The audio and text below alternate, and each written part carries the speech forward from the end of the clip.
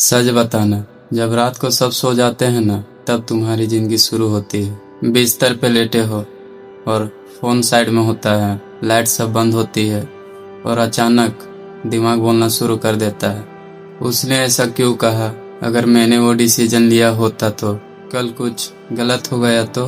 तुम करवटें बदलते हो पर सोच नहीं बदलती, और तुम खुद से कहते हो मैं बस ज्यादा सोचता हूँ। आज मैं तुम्हें एक बात बोलने वाला हूँ जो शायद तुम्हें अच्छा ना लगे। तुम ज्यादा सोच नहीं रहे, तुम अंदर से डर रहे हो, और जब तक तुम इस डर को छोड़ोगे नहीं तब तक तुम्हारी जिंदगी रुकी रहेगी।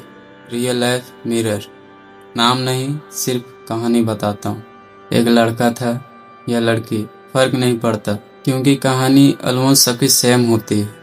लोग कहते थे यह बंदा यह बंदी बहुत सोचता है, पर कोई नहीं पूछता था कि वो थका हुआ रहता है। वो हर डिसीजन लेने से पहले 100 बार सोचता था, और हर बात बोलने से पहले 10 बार सोचता था, और जब मौका निकल जाता तो खुद को बोलता था अगली बार, पर अगली बार मौका आता ही नहीं। धीरे धीरे वो इंसान पीछे रहने लगा, सिर्फ इसलिए नहीं क्योंकि वो कमजोर था, बल्कि इसलिए नहीं क्योंकि वो पहले ही अपने दिमाग में जी लेता था।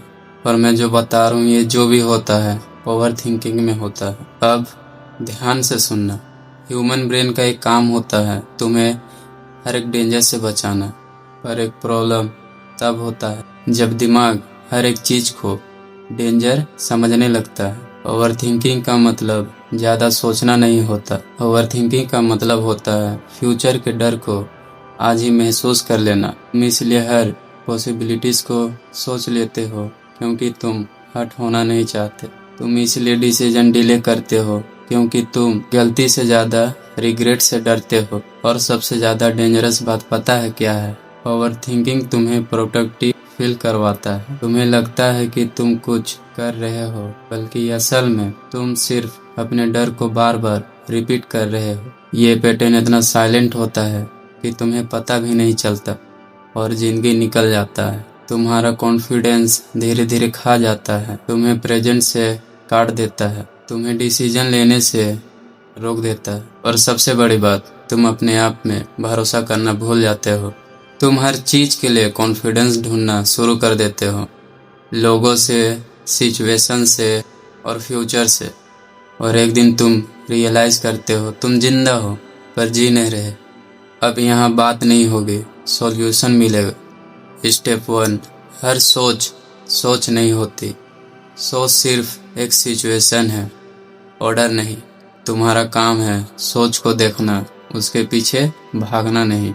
एक लाइन याद रखना, मेरे दिमाग में जो चल रहा है जरूरी नहीं वो सच हो। स्टेप 2, कंट्रोल तोड़ना सीखो।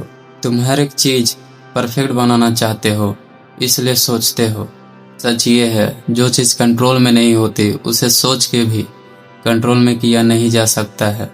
स्टेप 3, एक्शन बिना क्लियर के। ओवर थिंकिंग क्लियरिटी का वेट करती है, लाइफ एक्शन के बाद क्लियरिटी देती है। एक छोटा एक्शन लो, एक कॉल, एक मैसेज और एक डिसीजन। एक्शन सोच का गला घोट देता है।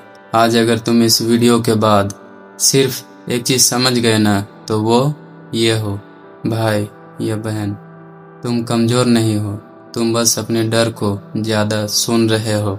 और डर को चुप करने का तरीका ये नहीं कि तुम ज्यादा सोचो, बल्कि ये है कि तुम ज्यादा जियो।